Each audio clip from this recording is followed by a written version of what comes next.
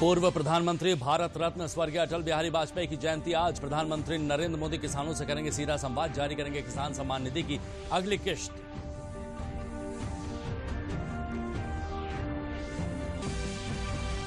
प्रधानमंत्री नरेंद्र मोदी ने पश्चिम बंगाल स्थित विश्व भारती विश्वविद्यालय के शताब्दी समारोह को किया संबोधित। कहा, भारत के आत्मसम्मान की रक्षा के लिए बंगाल की पीढ़ियों ने खुद को खपा दिया है।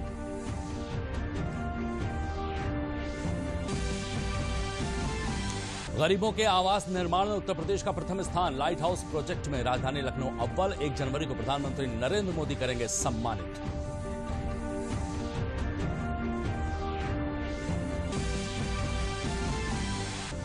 और गौतम बुद्ध नगर को छोड़कर कार्यकाल पूरा होने पर प्रदेश के 74 जिलों की ग्राम पंचायतें हुई भंग। प्रशासक किए गए नियुक्त। जल्द ही कराए जाएंगे ग्राम पंचायतों के चुनाव।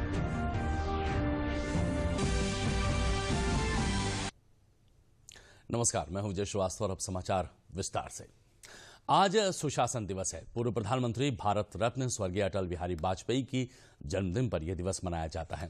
आज प्रधानमंत्री नरेंद्र मोदी प्रदेश के किसानों के कल्याण के लिए 2 करोड़ 13 लाख से अधिक किसान परिवारों के बैंक खातों में प्रधानमंत्री किसान सम्मान निधि का 4260 करोड़ रुपए की राशि स्थानांतरित करेंगे।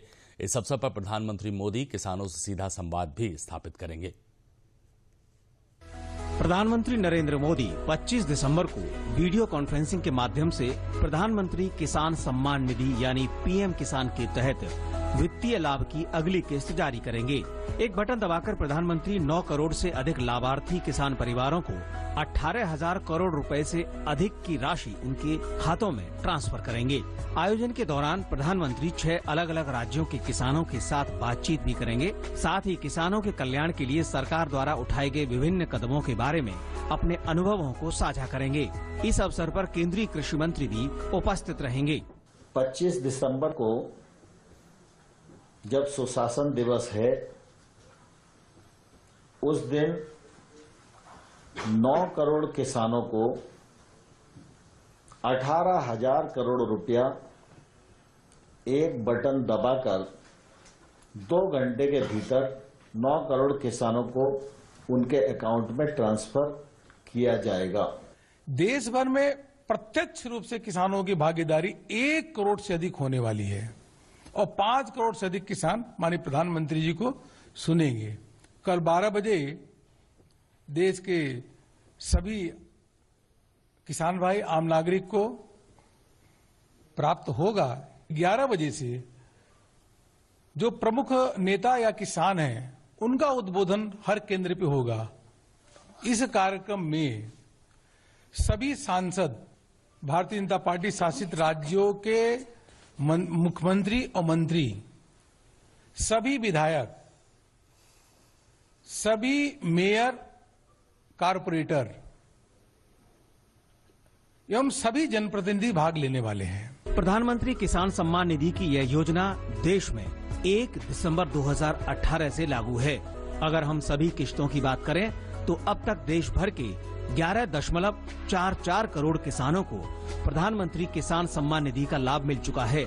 इस किसान योजना से किसानों को कोरोना काल के लॉकडाउन में बहुत मदद मिली है। लॉकडाउन के दौरान किसानों को खाद और बीज से लेकर अन्य खेती किसानी की खरीद में काफी मदद मिली थी। प्रधानमंत्री सम्मान निधि योजना से हमें 2,000 रुपए मिलते हैं, जिससे हम खाद, बीज और कोई जरूरी काम उसमें इस्तेमाल कर लेते हैं। सरकार का धन्यवाद। मानो हर सुविधा मोदी जी की बहुत बढ़िया मिल जाए। 6,000 रुपया से वो हमारे खुद को भी काम चल जाए, खाद बीज को चल जाए और बहुत अच्छी सुविधा मिल रही है। तो धन्यवाद सो मोदी जी ने। प्रधानमंत्री स्वनिधि योजना से हमें 2,000 रुपये मिलते हैं, जिससे हर किसान अब खाद, बीज, दवाई में इस्तेमाल करता है और कुछ निजी कामों में भी उपयोग करता है। सरकार का बहुत बहुत धन्यवाद। पीएम किसान योजना के तहत पात्र लाभार्थी किसानों को 6,000 रुपए प्रति वर्ष का वित्तीय लाभ प्रदान किया जाता है, जो कि 2,000 रुपए की प्रत्येक 4 माह में 3 समान किस्तों में देय है। इस योजना में केंद्र सरकार पहली किस्त 1 दिसंबर से 31 मार्च के बीच देती है, जबकि दूसरी किस्त 1 अप्रैल से 31 जुलाई और तीसरी किस्त 1 अगस्त से 30 नवंबर के बीच में किसानों के बैंक खातों में ट्रांसफर की जाती है। उत्तर प्रदेश के मुख्यमंत्री Yogi Adityanath scientific convention centre में भारत रत्न पूर्व प्रधानमंत्री श्रद्धेय अटल बिहारी वाजपेयी जी की जयंती की पूर्व संध्या पर अटल बिहारी वाजपेयी मेमोरियल फाउंडेशन द्वारा आयोजित काव्य संध्या में सम्मिलित हुए। उन्होंने श्रद्धेय अटल बिहारी वाजपेयी जी की प्रतिमा पर माल्यार्पण कर श्रद्धांजलि दी। इस अवसर पर मुख्यमंत्री ने अटल जी को अपनी विनम्र श्रद्धांजलि देते हुए कहा कि उनकी स्मृतियों के संदर्भ में इस प्रकार का आयोजन सराहनीय है। अटल जी ने वर्ष 1957 में राजनीति में पदार्पण किया था और वर्ष 2006 तक सक्रिय रूप से भारतीय राजनीति को प्रभावित किया। वे लंबे समय तक सार्वजनिक जीवन में रहे, चाहे वे सत्ता में रहे हों या फिर विपक्ष में, हमेशा लोकप्रिय रहे। जनमानस अटल जी से जुड़ा रहा। मुख्यमंत्री ने कहा कि अटल जी ने कवि और साहित्यकार की संवेदनशीलता को राजनीति में भी अक्षुण्ण रखा। अटल जी ने यह बताया कि राजनीति मूल्यों और आदर्शों की होनी चाहिए। इसे अपने व्यक्तित्व और कृतित्व से प्रचारित और प्रसारित भी किया। सार्वजनिक जीवन के साथ साथ उनकी स्मृतियां और संस्मरण लोगों को सदैव प्रेरित करते रहेंगे। उन्होंने कहा, सार्वजनिक जीवन में आदर्शों व मूल्यों के लिए प्रतिबद्ध होकर हम अटल जी को सच्ची श्रद्धांजलि दे सकते हैं।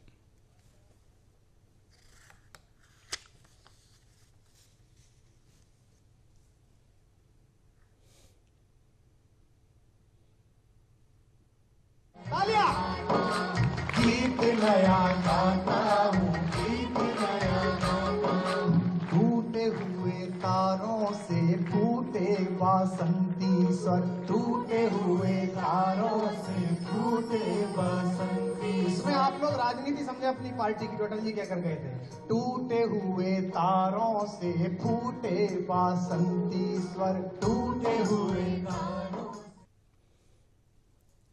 प्रधानमंत्री नरेंद्र मोदी पश्चिम बंगाल स्थित विश्व भारती विश्वविद्यालय का शताब्दी समारोह को वीडियो कॉन्फ्रेंसिंग के माध्यम से संबोधित किया।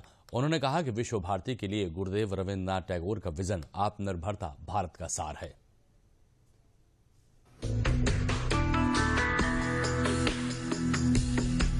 प्रधानमंत्री नरेंद्र मोदी गुरुवार को विश्व भारती विश्वविद्यालय के शताब्दी समारोह कार्यक्रम में शामिल हुए।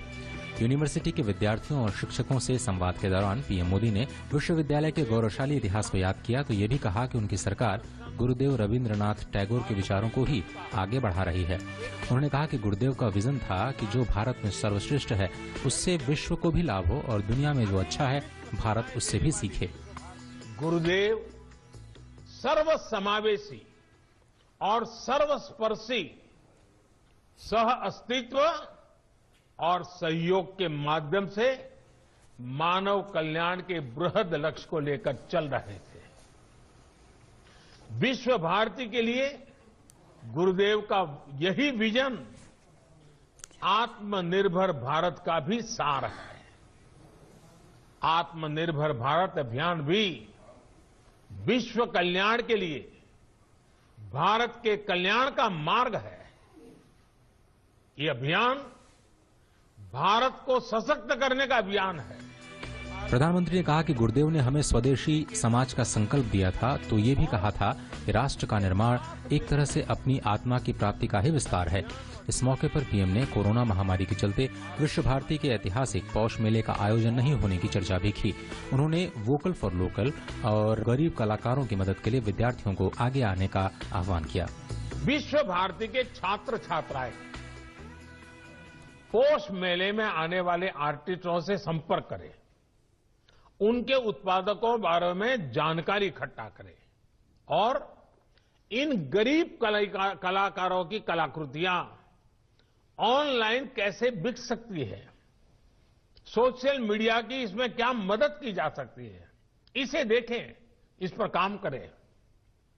इतना ही नहीं, भविष्य में भी स्थानीय आर्टिस्ट, हैंडीक्राफ्ट, इस प्रकार के जो साथी अपने उत्पाद विश्व बाजार तक ले जा सके, इसके लिए भी उन्हें सिखाइए।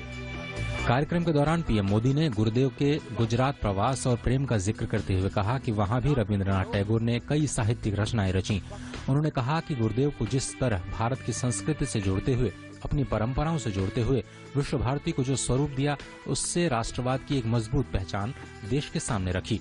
ऐसे में प्रधानमंत्री ने सबसे एक मजबूत और आत्मनिर्भर भारत बनाने के लिए एकजुट होने का आह्वान किया। भारत को मजबूत और आत्मनिर्भर बनाने में आपका हर योगदान पूरे विश्व को एक बेहतर स्थान बनाएगा।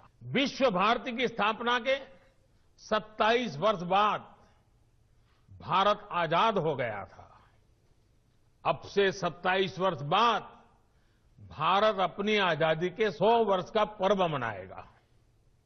हमें नए लक्ष्य गढ़ने होंगे, नई ऊर्जा जुटानी होगी। इस यात्रा में हमारा मार्गदर्शन गुरुदेव की ही बातें करेंगी। प्रकृति के साथ मिलकर अध्ययन और जीवन दोनों का साक्षात उदाहरण आपको विश्व भारती विश्वविद्यालय परिसर में दिखता है, जिसका जिक्र भी पीएम मोदी ने किया। मोदी सरकार भी विश्व भारती से निकले संदेश को पूरे विश्व तक पहुंचा रही है। भारत आज इंटरनेशनल सोलर अलायंस के माध्यम से पर्यावरण संरक्षण के विषय में विश्व के अंदर एक बहुत बड़ी अहम भूमिका निभा रहा है। भारत आज पूरे विश्व में इकलौता बड़ा देश है जो पेरिस समझौते के पर्यावरण के लक्ष्यों को प्राप्त करने के लिए सही मार्ग पर तेज गति से आगे बढ़ रहा है। विश्व भारती विश्वविद्यालय के बाद अब बात करते हैं किसानों के आंदोलन की। किसानों के आंदोलन के बीच सरकार की ओर से किसानों को एक और चिट्ठी लिखी गई। कृषि मंत्रालय द्वारा लिखी गई चिट्ठी में कहा गया है कि सरकार किसानों की हर मांग पर चर्चा करने के लिए तैयार है। सरकार ने साफ तौर पर कहा है कि अभी भी बातचीत के रास्ते खुले हुए हैं। राजधानी दिल्ली की अलग अलग सीमाओं पर अपनी मांगों को लेकर प्रदर्शन कर रहे किसानों का आंदोलन जारी है। वहीं तमाम किसान संगठन भी नए कृषि कानूनों के समर्थन में आगे आ गए हैं। किसान कानून के पक्ष में किसानों का समर्थन लगातार बढ़ता जा रहा है और तमाम अलग अलग हिस्सों से किसान संगठन कृषि सुधारों के समर्थन में कृषि मंत्री से मिल रहे हैं। गुरुवार को किसानों के 2 प्रतिनिधि मंडल ने कृषि मंत्री से मुलाकात की। पहला संगठन था किसान मजदूर संघ का, जो कि बागपत से आया था। इन लोगों ने कृषि मंत्री से मुलाकात की और कृषि कानून के प्रति समर्थन व्यक्त किया। दूसरा संगठन था किसान सेना का, जो गौतम बुद्ध नगर से आए थे। कृषि मंत्री से मुलाकात में किसानों ने कहा कि किसान कानून कृषि के हित में है और किसी भी दबाव में इसे वापस नहीं लिया जाना चाहिए। इन किसानों की मांग है कॉन्ट्रैक्ट खेती में शिकायत के लिए एडीएम कोर्ट की जगह क्रिमिनल कोर्ट बनाया जाए। साथ ही टोल प्लाजा से किसानों को मुक्ति मिले ताकि देश में कहीं भी अपनी फसल बेच सके। कृषि मंत्री हैं तोमर साहब, उनसे हमने ये निवेदन करा कि कोई भी कुछ भी इसमें संशोधन नहीं करना है, क्योंकि सरकार ने 70 साल के बाद किसान आजाद किया है। कृषि कानून जो बनाए हैं प्रधानमंत्री जी ने, उनका समर्थन करते हैं। उसमें हमें फायदा है। बाहर की कंपनी आएगी, सामान खरीदेंगी, हमें अच्छा खरीदार मिलेंगे। उनको जो है वे आपस में बोली लगा करके 2 पैसे ज्यादा ही दे करके जाएंगे। देश आजाद है 1947 में, किसान आजाद हुए 2020 में। अगर इनमें मोदी जी मामूली भी पीछे हटते हैं, समझ लो वो भी कोई न कोई किसानों के पैर में बेड़ी पड़ेगी। मुश्किल से तो ये बेड़ी खुली है, तो यही समर्थन के लिए आए, सबके सब यही आए। किसानों से मुलाकात के बाद कृषि मंत्री ने इन संगठनों का धन्यवाद दिया। कृषि मंत्री ने फिर दोहराया कि सरकार किसानों की हर समस्या का समाधान करने को प्रतिबद्ध है। इस बीच सरकार आंदोलन पर बैठे किसानों से बार बार वार्ता के लिए कह रही है। किसान संगठनों को सरकार की ओर से आज फिर पत्र लिखा गया है। संयुक्त किसान मोर्चा को सरकार ने एक बार फिर वार्ता का प्रस्ताव देते हुए कहा है कि सरकार कानून से जुड़े सभी मुद्दों पर बात के लिए तैयार है। ये सारे किसान यहाँ सिर्फ इसलिए चलकर आए हैं क्योंकि ये कृषि सुधार बिलों का समर्थन करना चाहते हैं। इन्होंने सबने मिलकर मुझे समर्थन पत्र भी दिया है और इन्होंने यह भी कहा है कि कृषि सुधार बिल में संशोधन के मामले में सरकार को किसी दबाव में आने की जरूरत नहीं है। ये बिल वर्षों बाद संसद ने पारित किए और इससे किसान के जीवन में खुशहाली आएगी। किसान कृषि मंत्रालय में आएगा तो कृषि मंत्रालय के दरवाजे खुले हुए हैं। मैं आंदोलनकारी किसानों से भी बात करता हूं, जो समर्थन में हैं उन सब किसानों से बात करता हूं। जो किसान है उसके प्रति मेरी जिम्मेवारी है और उस जिम्मेवारी का निर्वाह करने के लिए मैं हमेशा तैयार हूं। बुधवार को ही संयुक्त किसान मोर्चा ने पत्र लिखकर वार्ता से इनकार करते हुए कहा था कि सरकार ठोस प्रस्ताव दे तो वो बातचीत के लिए तैयार हैं। हालांकि सरकार का कहना है कि संवाद से ही समाधान निकलेगा। हमारा विश्वास है संवाद से ही लोकतंत्र चलता है। सरकार के दरवाजे संवाद के लिए हमेशा खुले हैं और हम संवाद से ही रास्ता निकालेंगे, यह हमें पूरा विश्वास है। इन सब के बीच दिल्ली की सीमाओं पर किसानों का प्रदर्शन जारी है। किसान तीनों कानूनों को रद्द करने की अपनी मांग पर अड़े हुए हैं। किसानों के आंदोलन से दिल्ली के साथ साथ नोएडा और गाजियाबाद के लोगों को काफी दिक्कतों का सामना करना पड़ रहा है। कोरोना काल पूरी दुनिया के लिए संकट का काल है, लेकिन देश में कृषि क्षेत्र की उन्नति और किसानों की समृद्धि के लिए ये उषा काल साबित हुआ है, क्योंकि भारत सरकार ने अध्यादेशों के माध्यम से कई ऐसे नीतिगत सुधारों को अमली जामा पहनाया है जिनका इंतजार दशकों से किया जा रहा था। केंद्र सरकार ने अध्यादेश के माध्यम से आवश्यक वस्तु अधिनियम 1955 में बदलाव किया है। इसका लाभ जनपद कानपुर देहात के किसानों को अब सीधे तौर पर मिलेगा। किसान बिना रोक टोक देश भर में कहीं भी अपनी उपज को बेच सकते हैं। किसानों को अपनी अपनी मर्जी से फसल बेचने की आजादी मिली और कृषि उत्पादों के लिए एक देश एक बाजार का सपना पूरा होगा। इन फैसलों से किसान और कारोबारी दोनों को फायदा मिलेगा।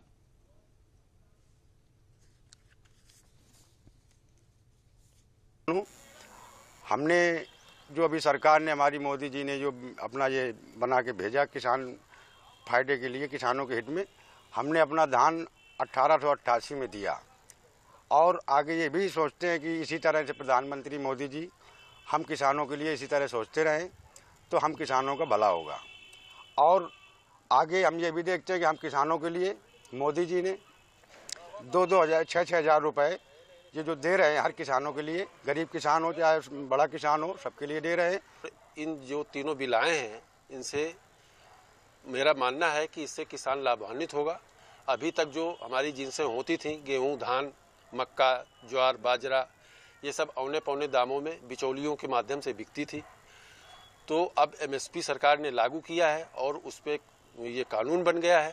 तो ऐसा माना जा रहा है कि इसके आने से किसान लाभान्वित होगा और जो मोदी जी ने वादा किया है आय दोगुनी करने का, उसमें ये बहुत बड़ा कदम है।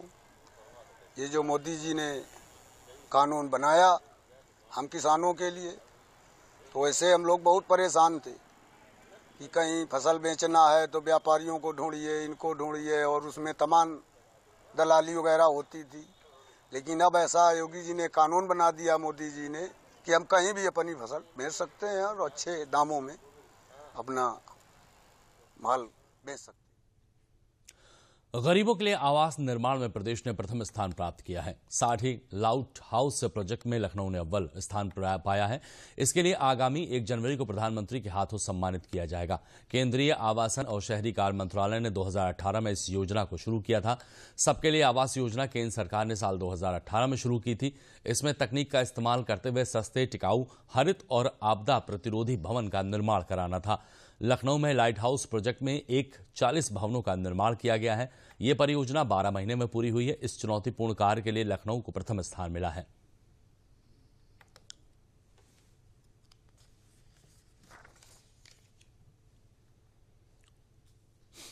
जनपद अलीगढ़ में प्रधानमंत्री नरेंद्र मोदी के स्लोगन वोकल फॉर लोकल को जिले के हजारों किसान पूरा कर रहे हैं। फार्मर प्रोड्यूसर कंपनी बनाकर किसान अपनी आमदनी बढ़ा रहे हैं। एफपीओ से जुड़कर किसान खुद के शेयर होल्डर हैं, अच्छा मुनाफा भी कमा रहे हैं। किसानों का कहना है कि कोरोना काल में ऑर्गेनिक हरी सब्जी, तेल, आटा, दाल, चावल की पैकिंग करके कंपनी के तहत बेचकर अच्छा मुनाफा कमा रहे हैं। इस प्रोड्यूसर फार्मर्स कंपनी के हजारों किसान शेयर होल्डरों का अच्छा मुनाफा हो रहा है। वहीं उनका कहना है कि प्रोड्यूसर कंपनी के बनने के बाद आय दोगुनी हो गई है और बिचौलियों की मध्यस्थता भी खत्म हो गई है।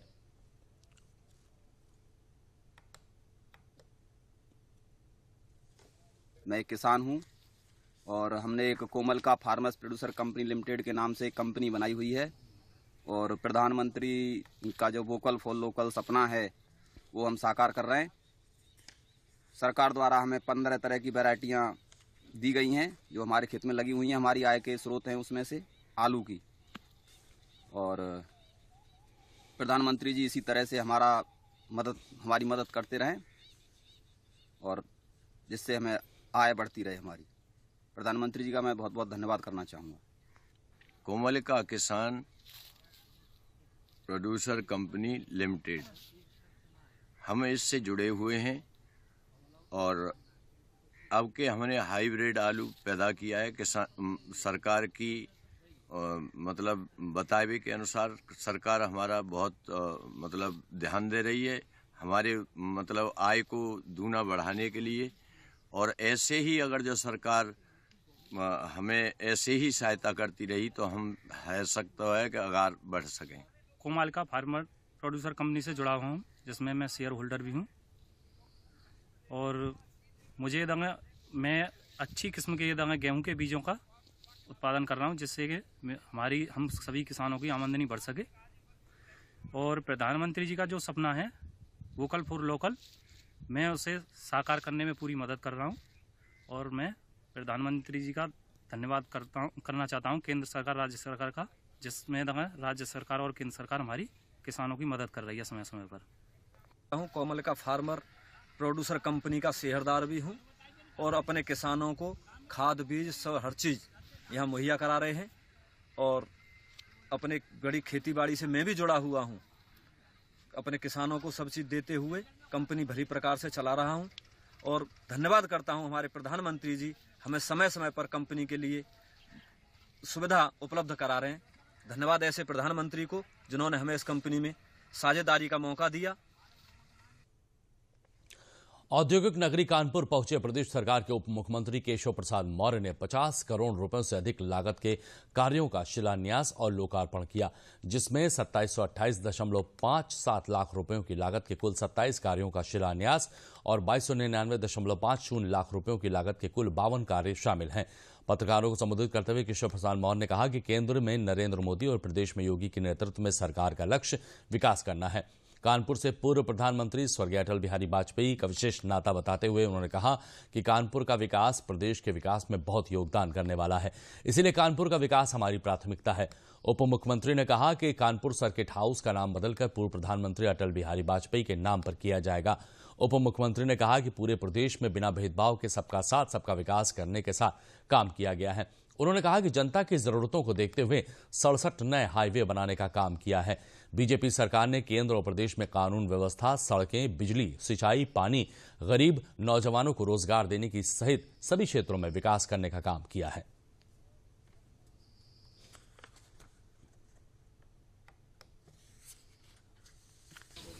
केंद्र में माननीय नरेंद्र मोदी जी के नेतृत्व में हमारी सरकार हो अथवा प्रदेश में आदरणीय योगी जी के नेतृत्व में हमारी सरकार है, दोनों सरकार का लक्ष्य क्या है? विकास करना। उत्तर प्रदेश के सबसे बड़े महानगर को सुविधाओं से युक्त करना।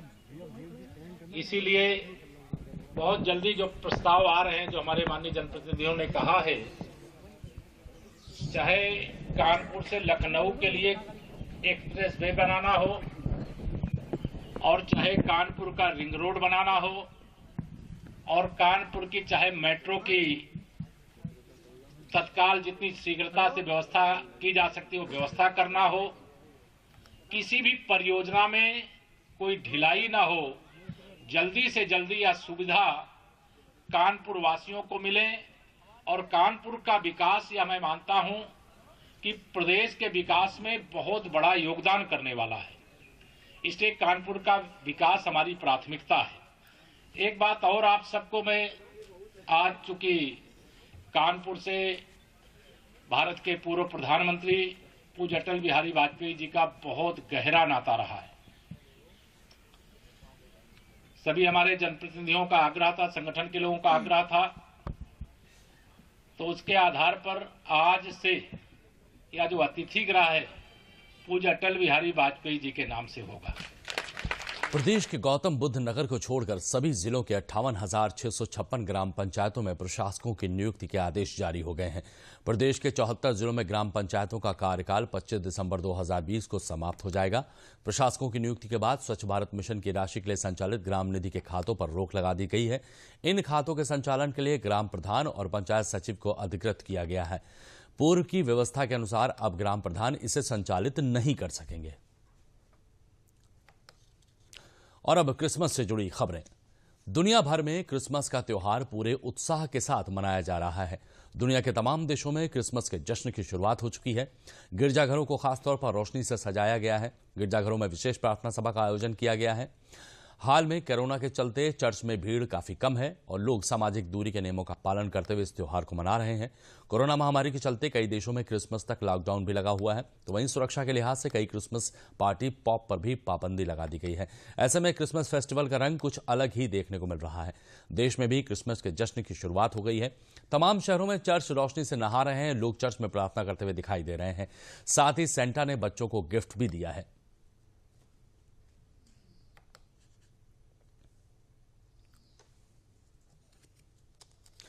ईसा मसीह यीशु के जन्म पर आज सुल्तानपुर गिरजाघरों में देर शाम प्रार्थना सभा का आयोजन किया गया।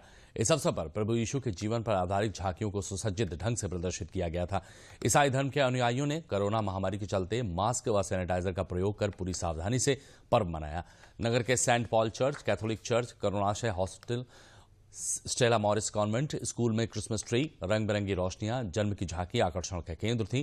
कॉन्वेंट की प्राचार्य सिस्टर शमिता के निर्देशन में प्रभु यीशु के जीवन पर आधारित स्कूली बच्चों ने रंगारंग कार्यक्रम का भी आयोजन किया। फादर जॉन लोबो ने कहा कि इस वर्ष दुनिया में कोरोना महामारी के चलते क्रिसमस की खुशियां ग्रहण लग गया है, लोग उतनी खुशी नहीं मना पा रहे हैं।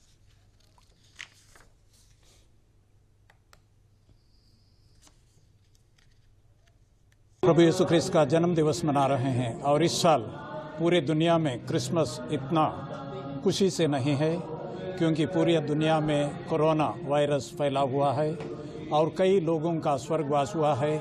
कई परिवार दुखी हैं और कई परिवार में कई लोग आज भी अस्पतालों में हैं या बीमार हैं। उन सबको हम लोग याद करते हैं। उनकी आत्म शांति के लिए जितने भी लोगों का स्वर्गवास हुआ है उनके लिए प्रार्थना करते हैं और दुखी परिवार हैं उनके लिए भी प्रार्थना करते हैं ताकि सर्वशक्तिमान पिता ईश्वर उनके पास पहुंच जाए और दुनिया दिखा दें सारे संसार पर ये दुनिया से ये महामारी है जल्दी से जल्दी खत्म हो जाए ताकि हर कोई ईश्वर को जाने, ईश्वर की शक्ति को जाने और उसे माने और उसे धन्यवाद दें।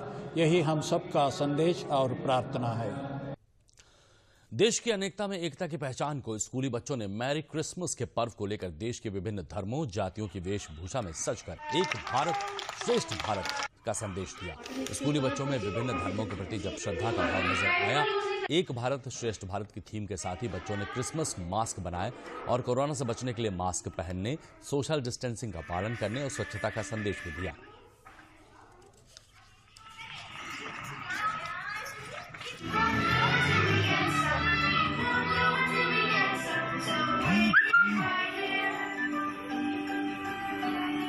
जोड़ सके जो सबको, उसका नाम है एकता, इसी से मिलती है दुनिया में सफलता।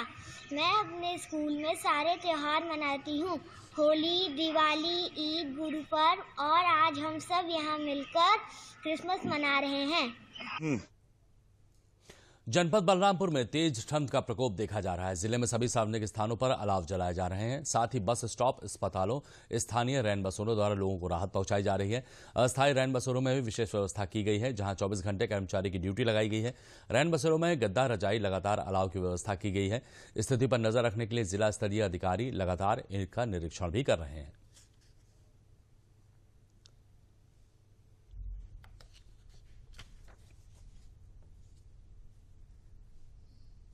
मेरा नाम धर्मेंद्र पटेल है। मैं बनारस का रहने वाला हूं और मेरा नियुक्ति यहां पे सहायक अध्यापक के तौर पे हुआ है।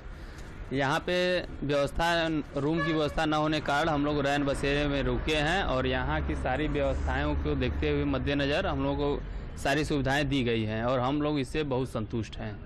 यहाँ के जो स्टाफ हैं और इधर के साफ़ सफाई भी बहुत काफ़ी अच्छी है और यहाँ पे स्टाफ के लोगों के द्वारा हम लोगों को काफ़ी मदद मिलती है। और बुलेटिन के अंत में प्रमुख समाचार एक बार फिर।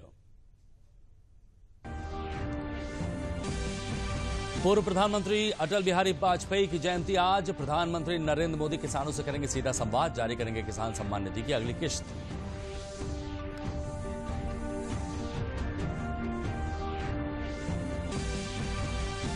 प्रधानमंत्री नरेंद्र मोदी ने पश्चिम बंगाल स्थित विश्व भारती विश्वविद्यालय के शताब्दी समारोह को किया संबोधित। कहा, भारत के आत्मसम्मान की रक्षा के लिए बंगाल की पीढ़ियों ने खुद को खपा दिया।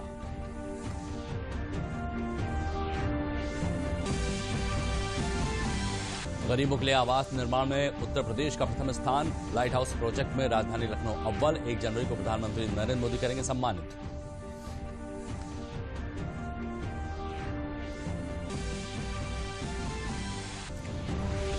गौतम बुद्ध नगर को छोड़कर कार्यकाल पूरा होने पर प्रदेश की 74 जिलों की ग्राम पंचायतें हुई भंग। प्रशासक किए गए नियुक्त, जल्द ही कराए जाएंगे ग्राम पंचायतों के चुनाव।